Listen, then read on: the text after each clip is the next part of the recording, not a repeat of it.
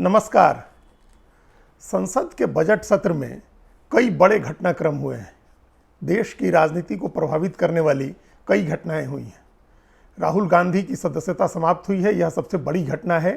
विपक्षी पार्टियों ने काले कपड़े पहनकर प्रदर्शन किया, ये भी एक बड़ी घटना है। लेकिन राजनीतिक रूप से एक सबसे महत्वपूर्ण घटना ये हुई है कि कोई 1.5 दर्जन पार्टियां, अगर प्रिसाइजली कहें तो 17 पार्टियां लगातार एक साथ बैठ करके मीटिंग कर रही हैं और संसद की अपनी रणनीति बना रही हैं। और इसी के बरक्स एक दूसरी बड़ी घटना यह है कि संसद के बजट सत्र के दूसरे चरण में लगभग हर दिन सत्ता पक्ष की रणनीति खुद प्रधानमंत्री नरेंद्र मोदी ने बनाई है। प्रधानमंत्री के चैम्बर में हर दिन बैठक होती है, जिस दिन सत्र होता है, जिस दिन कार्रवाई चलनी होती है सुबह में, और बीजेपी के तमाम बड़े नेता उस बैठक में शामिल होते हैं।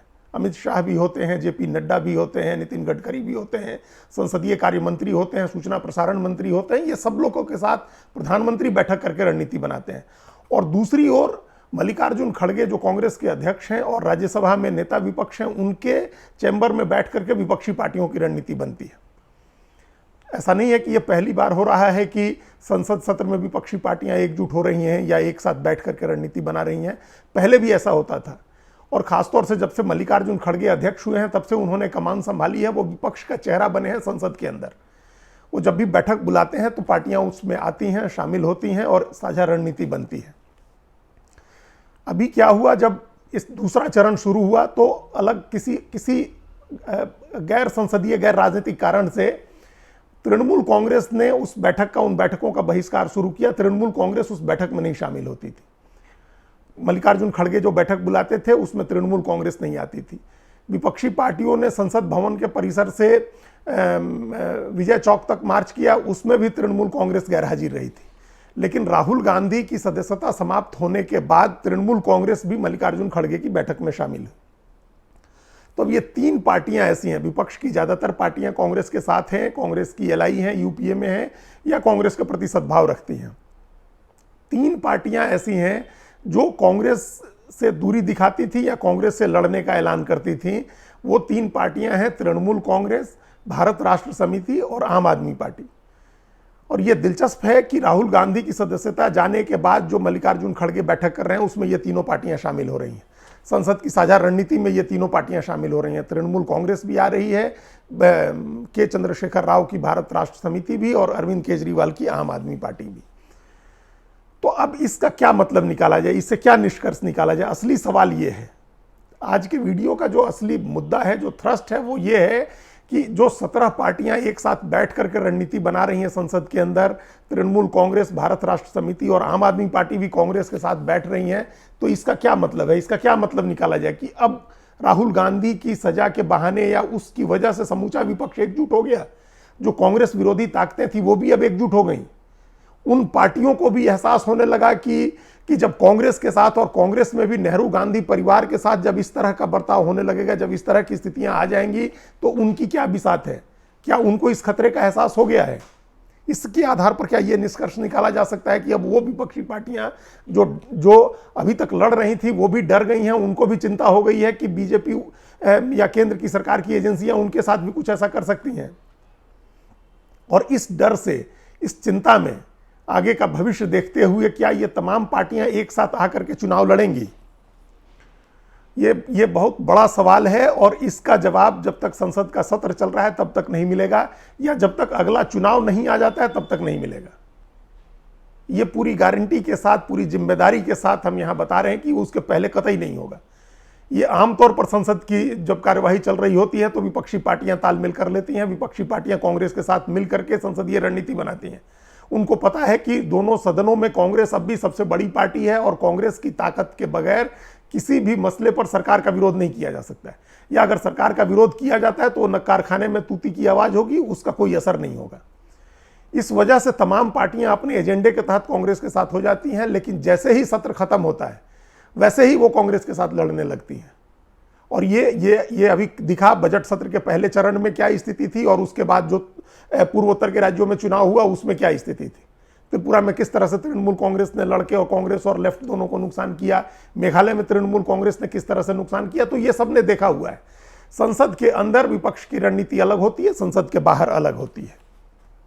अभी जो कांग्रेस के ऊपर आफत आई हुई है और राहुल गांधी की सदस्यता गई है, कांग्रेस उससे अगर कमजोर होती है तो भारतीय जनता पार्टी के साथ साथ तमाम विपक्षी पार्टियां भी उसको अपने लिए एक अवसर मानेंगी। ये उनके लिए भी एक अवसर है कि कांग्रेस पार्टी अगर खत्म होती है तो उसको खत्म हो जाने दें। ये अलग बात है कि कांग्रेस पार्टी अभी खत्म नहीं हो रही है, लेकिन उनको ये लगेगा, उनका ये सोचना है कि अगर इस बहाने कांग्रेस पार्टी कमजोर होती है तो उसको और कमजोर किया जाए ताकि वो निर्णायक रूप से समाप्त हो। यह ध्यान रखने की जरूरत है कि चाहे आज से 6 दशक पहले हुआ हो, 5 दशक पहले हुआ हो, 2 दशक पहले हुआ हो या अब हो रहा हो, जितनी प्रादेशिक पार्टियां हैं वो कांग्रेस की कब्र पर पनपी हैं, उसी की कीमत पर फली फूली हैं, उसी को नुकसान पहुंचा करके फली फूली हैं। तमिलनाडु में डीएमके और अन्ना डीएमके से लेकर के और आज की तारीख में दिल्ली पंजाब में आम आदमी पार्टी तक, हर स्टेट में जो प्रादेशिक पार्टी है वो कांग्रेस की कीमत पर आगे बढ़ी है, कांग्रेस की कब्र पर पनपी है। कांग्रेस को समाप्त करके दिल्ली और पंजाब में आम आदमी पार्टी बढ़ी हुई है।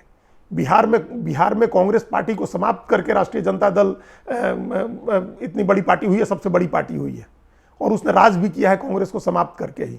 उत्तर प्रदेश में समाजवादी पार्टी और बहुजन समाज पार्टी दोनों कांग्रेस के कब्र पर फले फूले हैं। तेलंगाना राज्य बनाया कांग्रेस पार्टी में, लेकिन वहां आज लगातार अगर 10 साल से ज़्यादा समय से, 15 साल से, 10 साल से ज़्यादा समय से, 2014 में प्रदेश बनने के बाद 10 साल से ज़्यादा समय से अगर वहाँ तृणमूल को, माफ़ करिएगा, तेलंगाना राष्ट्र समिति, जिसका नाम अब भारत राष्ट्र समिति हो गया है, उसका राज है, तो वो भी कांग्रेस की कीमत पर है।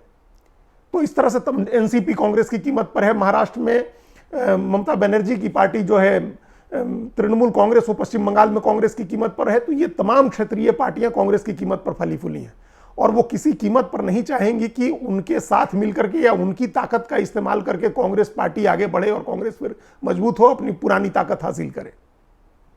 इसीलिए वो चाहेंगे कि कांग्रेस पार्टी कमजोर हो, और इसके लिए वो लोग सक्रिय प्रयास भी करेंगे। इसकी परीक्षा या इसकी मिसाल कर्नाटक में देखने को मिलेगी। कर्नाटक में अभी चुनाव होना है, अगले 2 महीने में, मई में चुनाव होना है, और वहां जिस तरह से विपक्ष की पार्टियां हैं, छोटी छोटी पार्टियां कांग्रेस को नुकसान करने का प्रयास करेंगी, उससे जाहिर होगा कि आगे क्या राजनीति होगी।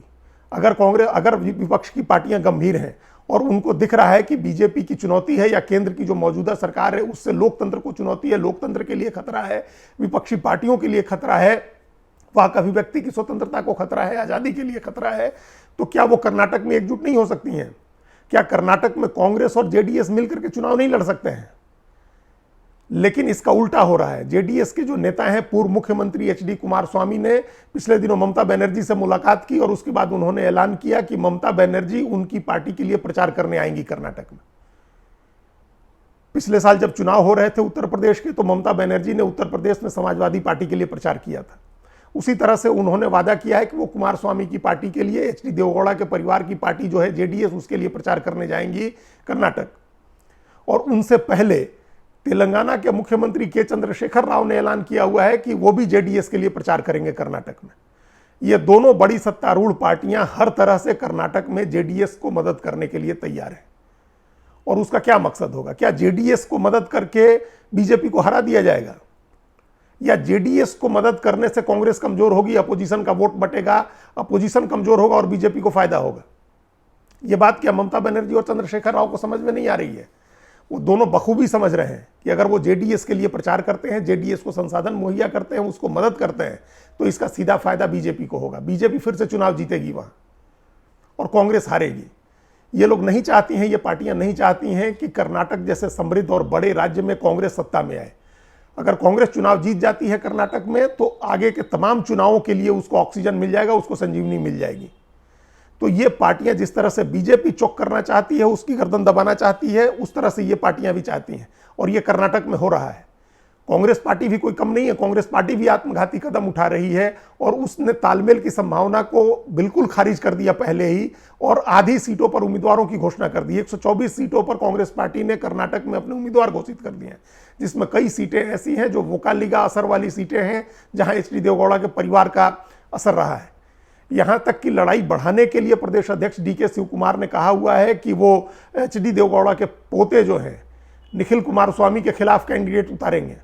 अपने भाई को कैंडिडेट बनाएंगे। जो डीके सुरेश उनके भाई हैं, जो बेंगलोर ग्रामीण से अभी एमपी हैं, इकलौते एमपी हैं कर्नाटक में, उनको डीके शिव कुमार चुनाव लड़ाना चाह रहे हैं देवगौड़ा के पोते के खिलाफ। तो ये स्थिति कांग्रेस भी क्रिएट कर रही है, लेकिन विपक्षी पार्टियां भी अपनी तरफ से ऐसी राजनीति कर रही हैं कि कांग्रेस को नुकसान हो। आम आदमी पार्टी ने भी ऐलान किया हुआ है कि वो कर्नाटक में चुनाव लड़ेगी, और उसके प्रभारी और उसके नेताओं ने यह घोषणा की है कि राजस्थान की सभी 200 सीटों पर उनकी पार्टी चुनाव लड़ेगी। आम आदमी पार्टी के मुंह में अलग खून लगा हुआ है गुजरात के चुनाव से। गुजरात में उसने कांग्रेस का वोट काट के कांग्रेस के वोट से ही 13% वोट का हिस्सा लिया और उसके 5 विधायक जीते। वो 13% वोट वाली पार्टी हो गई है गुजरात में। तो अब उसको लग रहा है कि वो बाकी राज्यों में भी इसी तरह से राजनीति करके कांग्रेस का वोट ले सकती है, कांग्रेस को कमजोर कर सकती है, और अल्टीमेटली 2 साल 4 साल 5 साल के बाद वो दूसरी कांग्रेस हो जाएगी। यानी भारतीय जनता पार्टी के मुकाबले वो दूसरा सबसे बड़ा विपक्ष हो जाएगी, वो विपक्ष की दूसरी सबसे बड़ी पार्टी हो जाएगी। और वो इकलौती पार्टी है, कांग्रेस के अलावा इकलौती क्षेत्रीय पार्टी है जिसकी 1 से ज्यादा राज्यों में सरकार है, जिसके 2 मुख्यमंत्री हैं। किसी जमाने में कम्युनिस्ट पार्टियों के होते थे, लेकिन उनके भी नहीं है। तो बीजेपी कांग्रेस के बाद वही एक पार्टी है जिसके 2 मुख्यमंत्री हैं। तो वो इस वजह से अपनी राजनीति कर रही है। उत्तर प्रदेश में अखिलेश यादव, उनकी पार्टी मल्लिकार्जुन खड़गे की बैठकों में शामिल हो रही है, लेकिन अखिलेश यादव ने यह संकेत दिया है कि इस बार वो अमेठी और रायबरेली से भी उम्मीदवार उतार सकते हैं।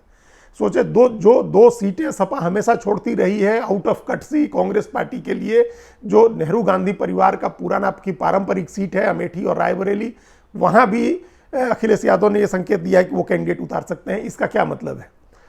तो ये चाहे समाजवादी पार्टी हो, चाहे आम आदमी पार्टी हो, चाहे तृणमूल कांग्रेस हो, चाहे भारत राष्ट्र समिति हो, ये संसद की कार्यवाही के दौरान जो सद्भाव दिखा रहे हैं, वो सद्भाव वो राजनीति में नहीं दिखा सकते हैं। राजनीति और चुनाव का जो की तैयारी होगी, उसकी जो स्ट्रेटेजी होगी वो बिल्कुल अलग होगी, और फ्लोर कोऑर्डिनेशन की स्ट्रेटेजी जो होती है वो बिल्कुल अलग होती है। तो इसलिए ये इनको भी एक अवसर दिख रहा है। वो ये नहीं चाहेंगी कि कांग्रेस को अपनी ताकत दे करके मजबूत करें ताकि कांग्रेस खड़ी हो जाए और वो बीजेपी से लड़े। इसके बजाय उनकी कोशिश ये होगी कि कांग्रेस को कमजोर कर दें, बीजेपी बेशक मजबूत होती है तो हो जाए, बाद में बीजेपी के साथ लड़ेंगे। हालांकि उनको ये समझ नहीं आ रहा है कि अगर कांग्रेस कमजोर होती है, कांग्रेस को कमजोर करके हाशिए की पार्टी बना देने का अगर एजेंडा बीजेपी का पूरा होता है, तो उसके बाद उसका निशाना यही विपक्षी पार्टियां होंगी। अभी भी निशाने पर हैं, लेकिन उसके बाद उनके ऊपर बड़ी मार पड़ेगी, गहरी बड़ी। तो ये वो पार्टियां नहीं सोच रही हैं, और वो अपने तात्कालिक नजरिए से देखते हुए जो बची खुची कांग्रेस की ताकत है उसको भी समाप्त करने की राजनीति कर रही है। तभी अभी इस संसद की कार्यवाही के आधार पर कोई निष्कर्ष निकालना जल्दबाजी होगी। संसद की कार्यवाही खत्म होने के बाद देखते हैं कर्नाटक चुनाव में क्या स्थिति रहती है, किस तरह से ये पार्टियां बिहेव करती हैं, उससे अंदाजा लगेगा कि इनकी राजनीति आगे कैसी होनी है, इनका तालमेल होना है या नहीं होना है 2024 के लोकसभा चुनाव के लिए। अभी जो लोग इस आधार पर संसद के बजट सत्र में विपक्षी पार्टियों की साझा बैठक से जो लोग बहुत उत्साहित हैं, या जिनको लग रहा है, जो एक खुशफहमी पाले हुए हैं कि अभी से अलायंस बन गया 2024 का, उनको निराशा भी मिल सकती है। धन्यवाद।